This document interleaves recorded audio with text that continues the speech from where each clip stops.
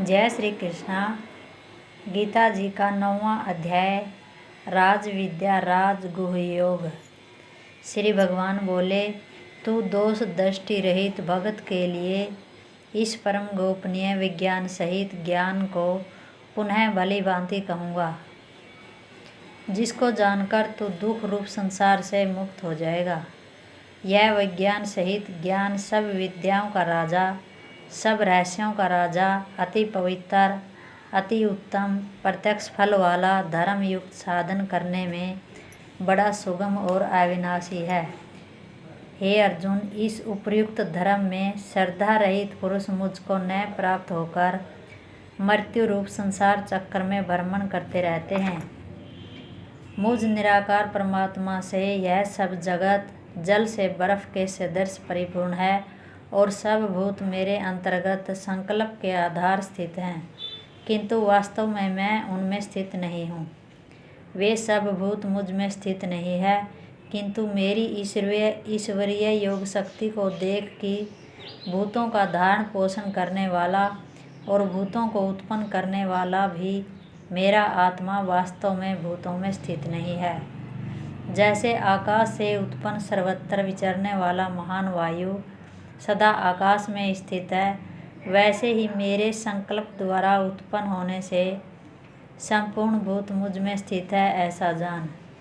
हे अर्जुन, कल्पों के अंत में सब भूत मेरी प्रकृति को प्राप्त होते हैं, अर्थात प्रकृति में लीन होते हैं, और कल्पों के आदि में उनको मैं फिर रचता हूँ।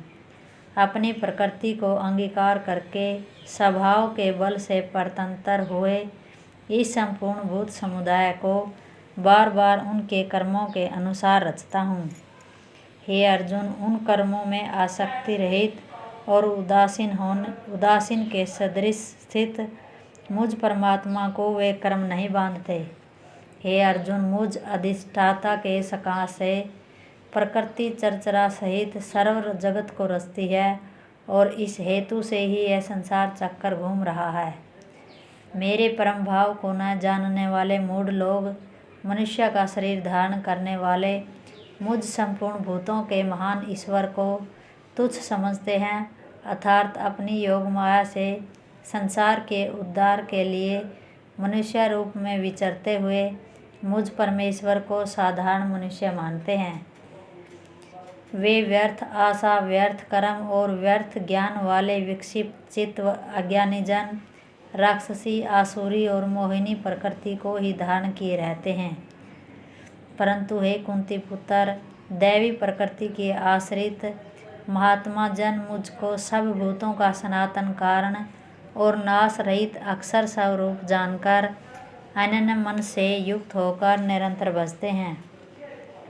वे दृढ़ निश्चय वाले भक्त जन निरंतर मेरे नाम और गुणों का कीर्तन करते हुए तथा मेरी प्राप्ति के लिए यत्न करते हुए और मुझको बार बार प्रणाम करते हुए सदा मेरे ध्यान में युक्त होकर अनन्य प्रेम से मेरी उपासना करते हैं।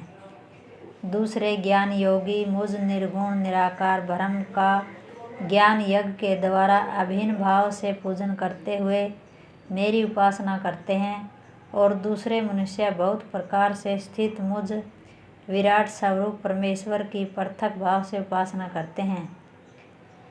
कर्तु मैं हूँ, यज्ञ मैं हूँ, स्वधा मैं हूँ, औषधि मैं हूँ, मंत्र मैं हूँ, घृत मैं हूँ, अग्नि मैं हूँ और हवन रूप क्रिया भी मैं ही हूँ। इस संपूर्ण जगत का धाता अर्थात धारण करने वाला और कर्मों के फल को देने वाला, पिता माता पितामह जानने योग्य पवित्र ओमकार तथा ऋग्वेद, सामवेद और यजुर्वेद भी मैं ही हूँ। प्राप्त होने योग्य परम धाम, भरण पोषण करने वाला, सबका स्वामी, शुभाशुभ का देखने वाला, सबका वास स्थान, शरण लेने योग्य, प्रत्युपकार न चाहकर हित करने वाला, सबकी उत्पत्ति प्रलय का हेतु, स्थिति का आधार, निधार और अविनाशी कारण भी मैं ही हूँ। मैं ही सूर्य रूप से तपता हूँ, वर्षा का आकर्षण करता हूँ और उसे बरसाता हूँ। हे अर्जुन, मैं ही अमृत और मृत्यु हूँ, और सत और असत भी मैं ही हूँ। तीनों वेदों में विद्वान में किए हुए सकाम कर्मों को करने वाले, सोम रस को पीने वाले, पाप रहित पुरुष मुझको यज्ञों के द्वारा पूज कर स्वर्ग की प्राप्ति चाहते हैं। वे पुरुष अपने पुण्यों के फलस्वरूप स्वर्गलोक को प्राप्त होकर स्वर्ग में दिव्य देवताओं के भोगों को भोगते हैं। वे उस विशाल स्वर्गलोक को भोगकर पुण्यक्षीण होने पर मृत्युलोक को प्राप्त होते हैं। इस प्रकार स्वर्ग के साधना रूप तीनों वेदों में किए हुए सकाम कर्म का आश्रय लेने वाले और भोगों की कामना करने वाले पुरुष बार बार आवागमन को प्राप्त होते हैं, अर्थात पुण्य के प्रभाव से स्वर्ग में जाते हैं और पुण्य क्षीण होने पर मृत्युलोक में आते हैं। जो अनन्य प्रेमी भक्त जन मुझ परमेश्वर को निरंतर चिंतन करते हुए निष्काम भाव से भजते हैं, उन नित्य निरंतर मेरा चिंतन करने वाले पुरुषों का योग क्षेम में स्वयं प्राप्त कर देता हूँ। हे अर्जुन, यद्यपि श्रद्धा से युक्त जो सकाम भक्त दूसरे देवताओं को पूजते हैं, वे भी मुझको ही पूजते हैं, किंतु उनका वह पूजन अविधि पूर्वक अर्थात अज्ञान पूर्वक है, क्योंकि संपूर्ण यज्ञों का भोक्ता और स्वामी भी मैं ही हूँ, परंतु वे मुझ परमेश्वर को तत्व से नहीं जानते, इसी से गिरते हैं अर्थात पुनर्जन्म को प्राप्त होते हैं। देवताओं को पूजने वाले देवताओं को प्राप्त होते हैं, पितरों को पूजने वाले पितरों को प्राप्त होते हैं, भूतों को पूजने वाले भूतों को प्राप्त होते हैं, और मेरा पूजन करने वाले भक्त मुझको ही प्राप्त होते हैं। इसलिए मेरे भक्तों का पुनर्जन्म नहीं होता। जो कोई भक्त मेरे लिए प्रेम से पत्तर, पुष्प, फल, जल आदि अर्पण करता है, उस शुद्ध बुद्धि निष्काम प्रेमी भक्त का प्रेम पूर्वक अर्पण किया हुआ वह पत्तर पुष्प आदि मैं सगुण रूप से प्रकट होकर प्रीति सहित खाता हूँ। हे अर्जुन, तू जो कर्म करता है, जो खाता है, जो हवन करता है, जो दान देता है और जो तप करता है, वह सब मुझे अर्पण कर।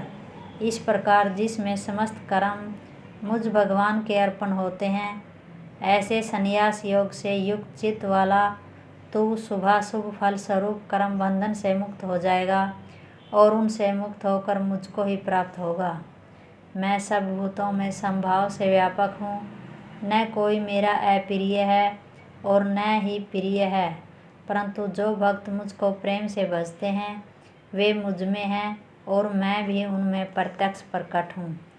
यदि कोई अतिशय दुराचारी भी अनन्य भाव से मेरा भक्त होकर मुझको भजता है, तो वह साधु ही मानने योग्य है, क्योंकि वह यथार्थ निश्चय वाला है, अर्थात उसने भली भांति निश्चय कर लिया कि परमेश्वर के भजन के समान अन्य कुछ भी नहीं है। वह शीघ्र ही धर्मात्मा हो जाता है और सदा रहने वाली परम शांति को प्राप्त होता है। हे अर्जुन, तू निश्चय पूर्वक सत्य जान कि मेरा भक्त नष्ट नहीं होता। हे अर्जुन, स्त्री, वैश्य, शूद्र तथा पाप योनि, चांडाल आदि जो कोई भी हो, वे भी मेरे शरण होकर परम गति को प्राप्त होते हैं। फिर इसमें तो कहना ही क्या, जो पुण्यशील ब्राह्मण तथा राजश्री भक्त जन मेरी शरण होकर परम गति को प्राप्त होते हैं। इसलिए तू सुख रहित और क्षणभंगुर इस मनुष्य शरीर को प्राप्त होकर निरंतर मेरा ही भजन कर। मुझ में मन वाला हो, मेरा भक्त बन, मेरा पूजन करने वाला हो, मुझको प्रणाम कर। इस प्रकार आत्मा को मुझ में नियुक्त करके मेरे प्राण होकर तू मुझको ही प्राप्त होगा। जय श्री कृष्ण।